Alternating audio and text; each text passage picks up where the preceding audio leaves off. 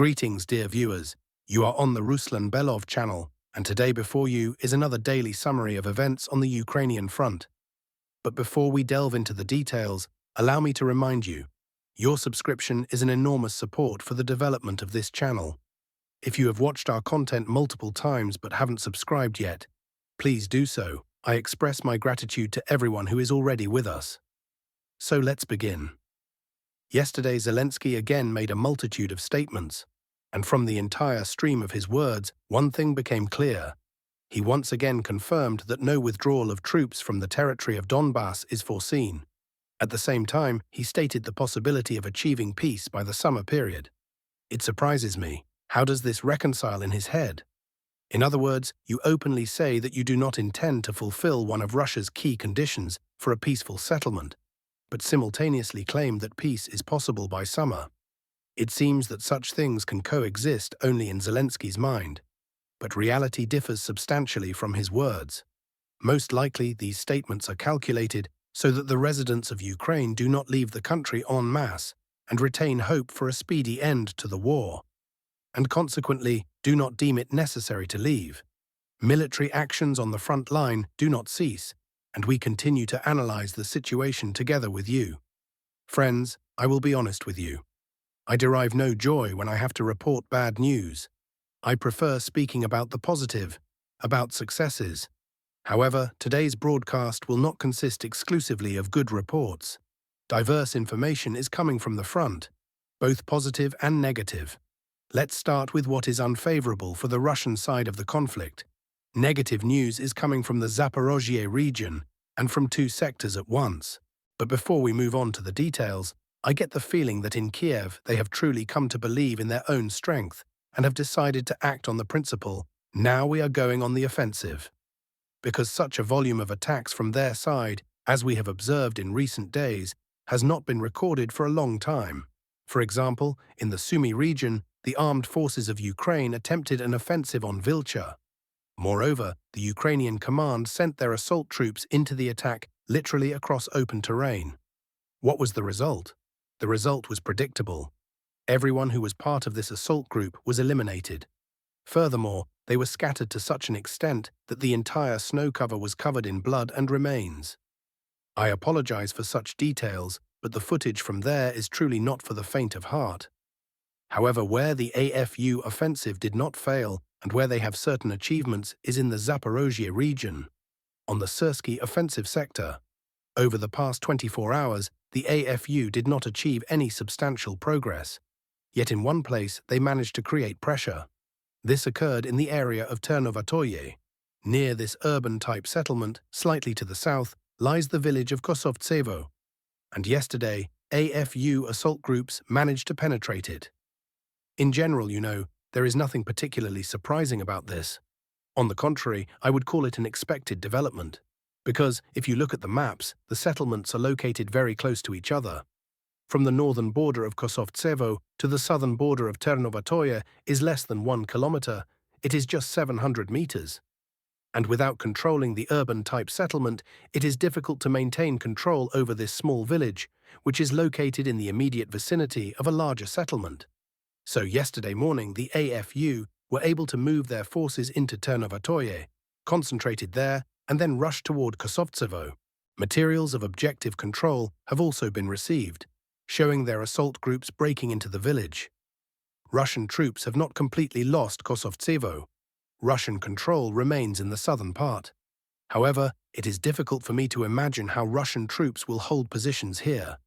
Therefore, I will not be surprised if information comes or footage arrives, indicating that the AFU have been able to establish full control over the settlement. At the same time, the AFU losses are substantial.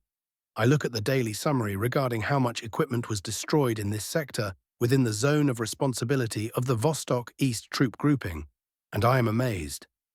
Over the past 24 hours, the AFU lost, attention, 18 units of equipment plus 1 artillery piece, and this, I repeat, is only in the offensive sector within the zone of responsibility of the Vostok grouping.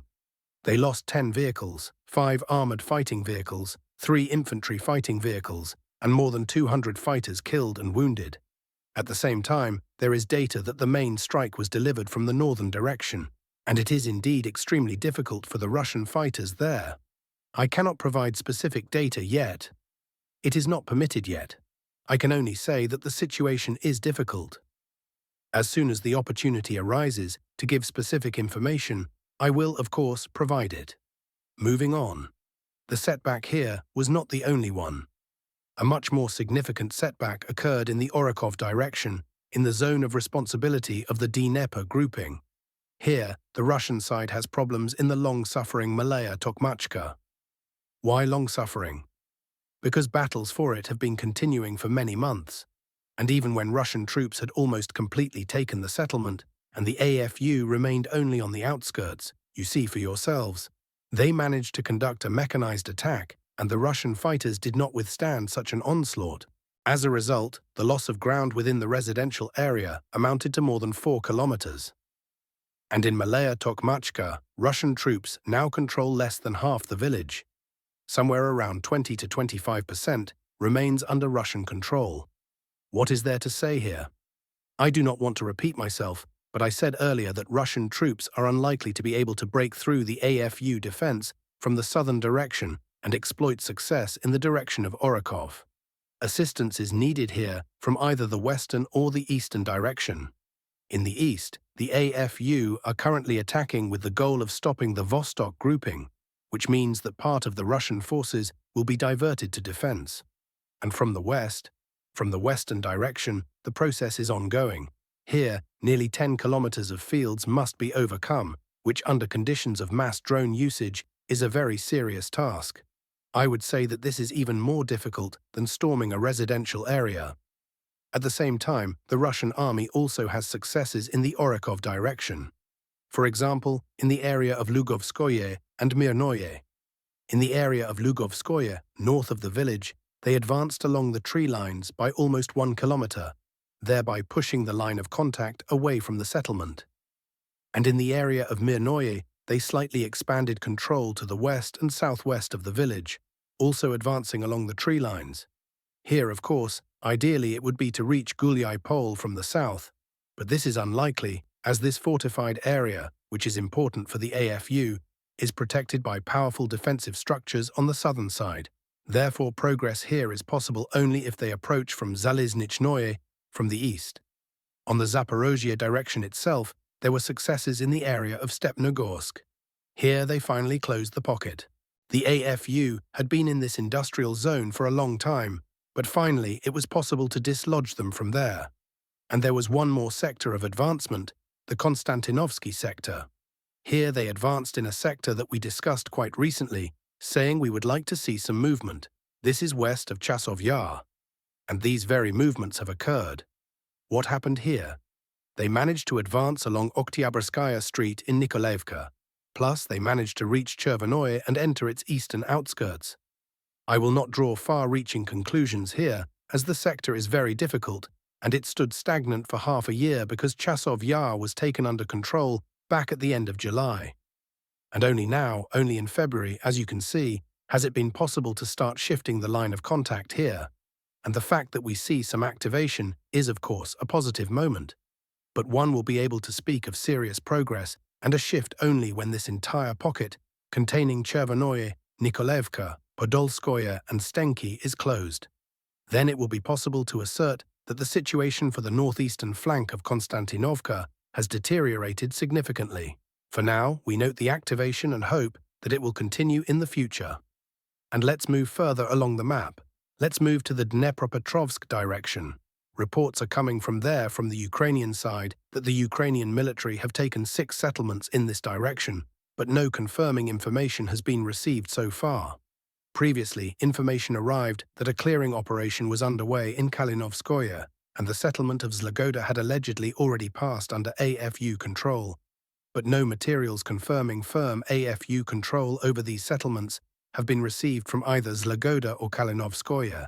And if we assume that the AFU indeed took 6 settlements, then we can conclude that these are Aristopol, Alexeyevka, Novo-Alexandrovka, Gai, Otradnoye, and most likely Andreevka. All these 6 settlements are located precisely before the fortification line. The fortification line runs here, a river flows here, and thus the Ukrainian military theoretically could have taken all these settlements. But if the Ukrainian military had indeed taken all these settlements, then naturally the AFU would have planted flags. If they are already sending fighters in small assault groups just to plant a flag in some settlement, sacrificing these fighters, then naturally the Ukrainian media would not have missed a capture of full control.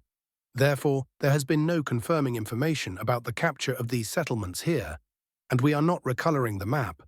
And let's move to the Slavyansk direction. Several video materials arrived from the Slavyansk direction today at once. Video materials arrived early in the morning from these points. Also, video material arrived yesterday from Orikovo-Vasilievka. From this point came video material from the settlement of Orikovo-Vasilievka. Here, a serviceman of the armed forces of the Russian Federation came under AFU fire in the northern part of Orikovo-Vasilievka. The Russian armed forces have taken control of the built-up area of the settlement, increasing the zone of control by up to 1.5 kilometers in this settlement. Now we can confidently say that Orikovo-Vasilievka is under the full control of the Russian side. Also, 2 video materials arrived from the settlement of Nikiforovka. First, video material came from this point. It arrived yesterday evening, and this morning video material arrived from this point. What is reported about this video material? The forward position of the armed forces of the Russian Federation in Nikiforovka is under AFU fire. The Russian armed forces advanced toward the center of the settlement by more than 600 meters and occupied new positions. After that, the next video material arrived. Here, the Russian armed forces advanced in Nikiforovka in the direction of the village center and occupied new positions in 2-story houses. The forward position of the Russian armed forces in the residential area was shelled from the AFU side. It was in these 2-story houses that Russian fighters occupied forward positions. And now it can be stated with confidence that half of the settlement is already under the control of the Russian side. Perhaps here in the near future, we will see the taking of this settlement under the control of Russian forces. Active combat actions continue as before in the area of the settlements Minkovka, Golubovka, and in the vicinity of the settlement Privolye. Definitely, these 2 settlements will also pass under the control of the Russian side. Reports have already arrived that Privolye has passed under the control of the armed forces of Russia, but nevertheless, Golubovka and Minkovka, apparently, are partially under AFU control. That is the news we have for today. Let's move further along the map. Summing up the past 24 hours, slightly over 10 square kilometers passed under Russian control and about 7 square kilometers under AFU control. Well, that is all I have for today regarding the situation on the front. Now let's briefly go through the situation in the political plane. The United States allegedly wants to complete negotiations on Ukraine by May 15th. This was reported by Arakamia. The head of Zelensky's faction, Servant of the People, Arakamia, reported in the Rada that the American side expressed a desire to end peace negotiations by May 15th. But it is not about a rigid deadline, he clarified. Let me remind you, previously the mass media wrote that the White House insists on holding presidential elections and a referendum in Ukraine by May 15th, as well as the withdrawal of the armed forces of Ukraine from Donbass. Kiev needs to urgently portray the legitimacy of the Ukrainian government, at least through a law that allows spitting on all laws and voting, even in a messenger app, stated political scientist Sergei Mikheyev, who commented on Western mass media reports about possible presidential elections in Ukraine in the spring, which they allegedly plan to combine with a referendum on a peace agreement with Russia. The political scientist reminded that in his current status, Zelensky cannot sign any documents. Russia simply won't believe them. In Mikheyev's opinion, Zelensky needs the referendum to shift responsibility for concessions onto the people. It wasn't me, it was the Ukrainian people who said so. And second, he fences himself with the powers of the president and prolongs, firstly, his political life, and secondly, creates certain security guarantees for himself. At the same time, Mikheyev does not rule out that Zelensky and Europe might do all this in order not to conclude an agreement. Also, NATO refuted Zelensky's words that Ukraine was left without American Patriot missiles in January due to payment delays by Europe, as a result of which it missed painful strikes on the energy sector. From our point of view and the point of view of the United States, there were no delays in supplies. What is supplied within the framework of the Pearl program moves as fast as the logistical chains of the United States allow. There were no additional pauses in this supply. A NATO official involved in the activity of the Pearl mechanism stated anonymously, reports European Pravda. According to him, supplies of American air defense means are built in such a way that even in case of delays with supplies, missiles went on time. Although it is impossible to predict the exact date or even week of supplies due to logistical difficulties, there is no direct link between financing and supplies. The United States does not delay supplies based on financing motives, the official said. At the same time, he agrees with Zelensky that Ukraine lacks missiles for air defense. But even Pearl cannot ensure the necessary quantity when Russia overloads the air defense with missiles. Missiles arrive as fast as the United States can deliver them. But it is understandable that Zelensky is disappointed because he needs much more, the official summed up. The United States is starting preparations to transfer control of NATO command centers in the European Union to allies, writes Reuters. Britain may head the Joint Force Command in Norfolk and Italy in Naples. At the same time, the United States wants to take control of the NATO Allied Maritime Command in the county of Hertfordshire, Britain. Washington is starting to give Europeans more visible levers in NATO, writes Euractiv. According to the agency, the decision fits into the political course of Donald Trump, who demands that the European Union itself bear responsibility for its own defense. Such a step allows Washington to cut costs without leaving the alliance and without refusing a key role in management. Both headquarters, in which rotation will be conducted, are responsible for preparation, planning, and conducting NATO ground operations. This especially concerns Norfolk. The publication calls it the Atlantic Bridge. The headquarters is responsible for the defense of the alliance's northern territories and military communications between North America and Europe. Such countries as Denmark, Sweden, and Finland are already in its zone of responsibility.